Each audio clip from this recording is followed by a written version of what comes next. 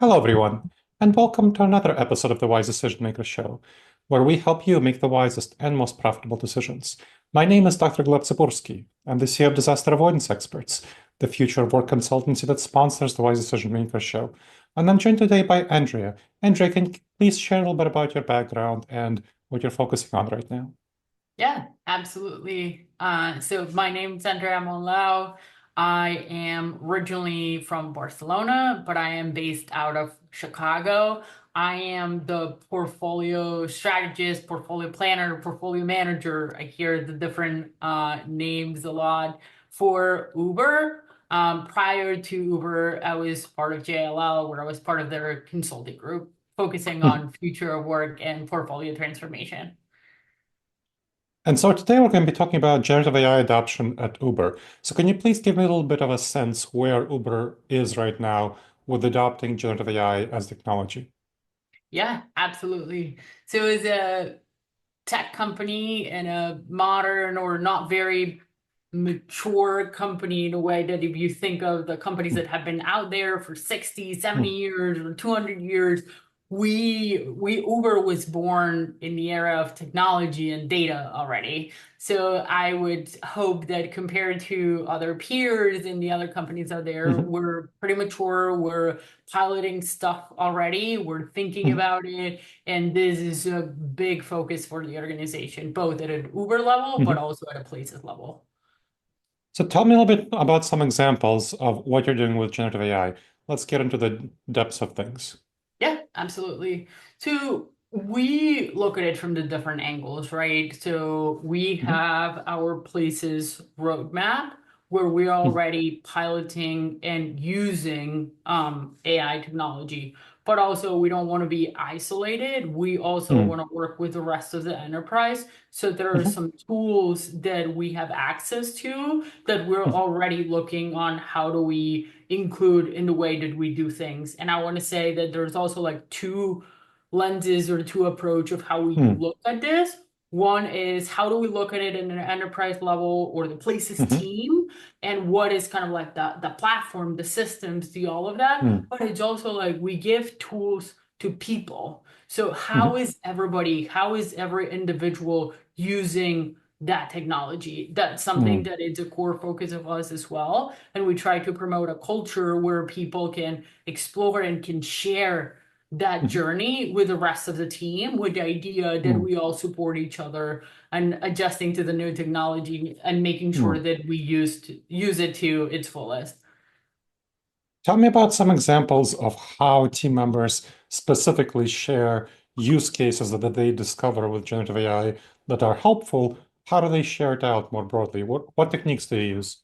Yeah, so we use OpenAI or ChatGPT. Mhm. First, we were doing the exercise of, how are you using it? And then we Yeah. really encourage people like if the prompt is not working, if you're not getting the results that you're looking for, just put it in Mhm. a chat and say, hey, this is my objective, my prompt is not Mhm. working. How would you change it? So we call Mhm. it prompting parties, where we all Mhm. help each other to just like adjust that Mhm. prompt. As we evolve a little bit more, now we're in the how do we create chatbots? And I think Mhm. everybody showed and pitched how do they create chatbots to people that Mhm. were a little bit more advanced. We helped drive that change. And now it's like, hey, I created that chatbot. This is what it Mhm. does. Here's a little bit of how it works. If that is of use for the company or that is for use of Mhm. you, just feel free and use it. And I Mhm. think now we're sort of like improving each other's chatbots, giving Yeah. ideas, even the people that still don't feel comfortable to create them Mhm. themselves, it just, hey, can somebody help me to do that? Mhm. And instead of like, I'll create it for you, the culture is really much like, let me show you how it's done. Mhm. Maybe basic, Mhm. I can help you to advance it, but just really Mhm. like, it's a journey that we need to make sure that everybody is on board. That makes sense. Now, let's start a little bit earlier in the journey to how did you get everybody on board? Because, of course, people are hesitant about using generative AI. There's a lot of fear and anxiety around it. So, what did you do to get people on board to help them be comfortable with using this technology? I think it's a little bit of a Two peaceful. One for me would Hmm. be here's the potential. That is what it can Hmm. do for you. This is the benefit of it. Hmm. And then the other part is just like my analogy is if you were an accountant when Excel was created, if you refuse to use it, you will be Hmm. leave behind. This is so transformational that you don't have an option to not adapt it. So Hmm. it's really like the here's what's for you, but also like it's not really a choice. It's something that we Hmm. all must do, and we all need to create our journeys. We all have our backgrounds. We Hmm. all feel comfortable with different speeds, Yeah. but we all need to be in this journey. Hmm. Now, what did you do to help people learn how to use this technology? So, what did you do in terms of training, in terms of modeling? What did you do around that topic? Yeah, so we do at the enterprise level have some trainings that Hmm. we put blocks in everybody's time Hmm. and like, hey, this training, it's highly encouraged. Just make sure that Hmm. you take time to do this training. So we all Hmm. benefited from the general trainings about, the basics. What is AI? What is Gen AI? How are those two Hmm. different? What are the tools that Hmm. we have available? But also like, how do you use them? And our Hmm. trainings include a lot of like demos. Hmm. So I think that probably helped to get people started. Hmm. And then we started to take it to the place's team, right? And then start Hmm. talking about it like, hey, how did you use this? How did you use that? And even celebrate when somebody was using AI. So they could say, Hmm. I've used AI for this. How is Hmm. everybody using it? So a lot of it was talking about it, right? And I feel like I'm one of those that, like, I love it. I'm all about it. I try to like leverage it every day. But Hmm. there's people that are still in that journey. So for Yeah. those people, it's about like hearing how other people use it. Hmm. How do you think about using Hmm. AI, right? So it's normalizing, it's making part of the conversation. And then it's Hmm. about like being empowered to say like I don't know what you're talking about. You went in Hmm. some like coding conversation that I'm not an expert, but that's okay. I'm not an expert in a lot of things. And when my colleagues are talking to something about very technical, it's okay for me to ask questions to, hey, Hmm. can you tell me a little bit more? Can you help me with this? So really creating like that culture and that environment Hmm. when one, we embrace the use, but also this is Hmm. new for everybody and we should be asking questions and we should be helping each other. Hmm. So it sounds like a major approach is peer mentoring, peer support. Can you tell me a little bit more about your mindset and how you think about that peer support? Yeah, and I think it just one recognizing that we all have different backgrounds and we're Hmm. all at different levels of expertise, right? There's Jeremy, who's the head of technology for Places, who it's a Hmm. lot more advanced than me. But what I do is I would call him like my peer support. He's my expert. Hmm. Instead of for me going and talking to him directly, I try to make that a little bit of a group conversation. It is okay that Andrea doesn't know that. So if the answer that Jeremy is going to give me helps everybody else, let's Hmm. include everybody in that. And I think even Hmm. like Jeremy is open to like, great question. Let me get back to you on that. And it just this showing to everybody that Hmm. this is new, we're all learning. Hmm. It's really helping that peer and that opening the conversation to help each other. Now, when people think about generative AI, there's a lot of concerns about bias and hallucinations. How are you addressing those types of concerns? So we do follow the data privacy. So there's still, as much Hmm. as we want to use it for everything, there are certain type of data that we cannot put out there, and we need to Hmm. be respectful of that. But then for Hmm. the biases, and it just, it's a tool to help you.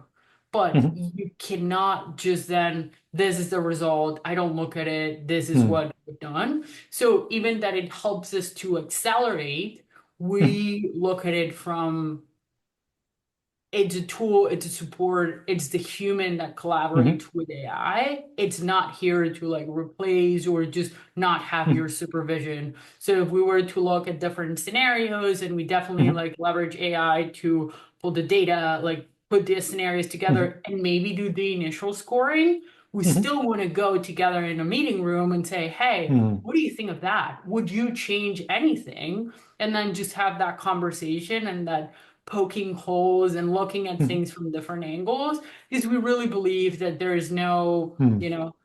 there's no one answer to anything, right? So it Hmm. just bringing those perspective. AI is just a different perspective, another Hmm. perspective that we can use, but it cannot just be like, Hmm. hey, I don't do what I was supposed to do. Like, here's the answer. I don't worry about it anymore. Hmm.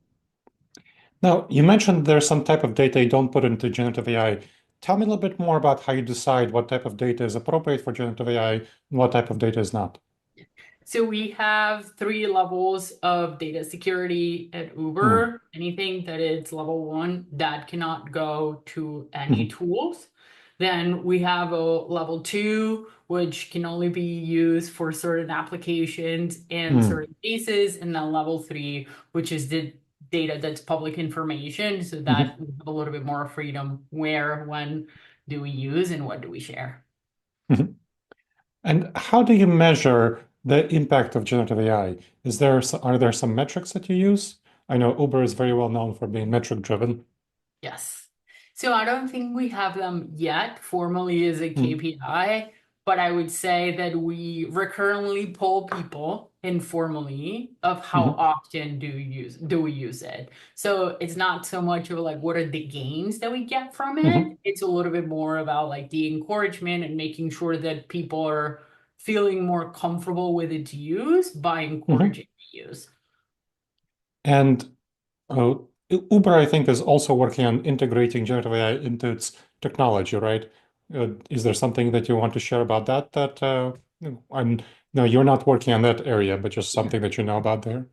So I don't know in the specific, I don't work in the specific Uber Yes, of platform or course. the Uber apps that everybody knows, but we have Yep. teams that are Gen AI expert who are continue to hire, and we continue to look for that talent. So that I Mm, know it's part of our processes, and we're including it mm, in the app, but also like how do we support the mm, earners, how do we support the mhm. customers, and how do we support everybody?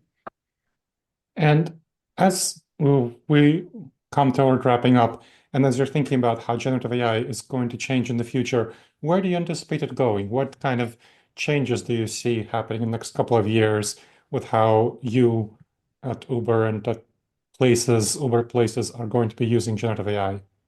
I think will help us accelerate a lot of Mhm. the analysis and automate a lot of the things that are repetitive.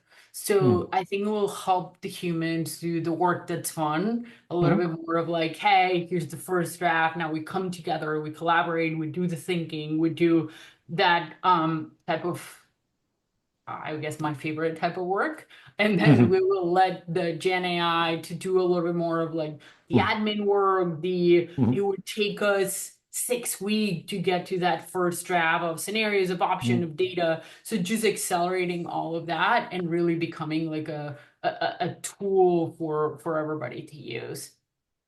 And I'll say Excellent. what's exciting about Gen Mhm, AI is we're piloting with different partners, but I think it's mhm, bringing some players to the corporate real estate industry that we have not seen mhm, before.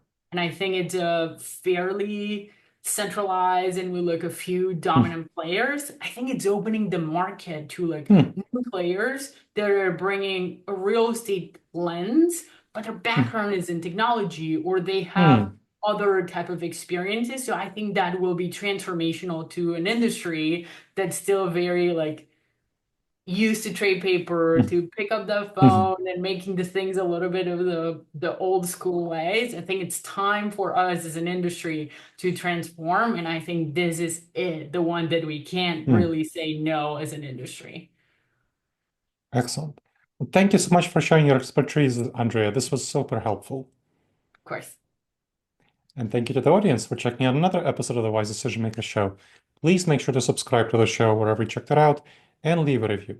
It helps others discover the show and helps us improve the show. And if you have any questions, email me at gleb, Gleb, at disasteravoidanceexperts.com.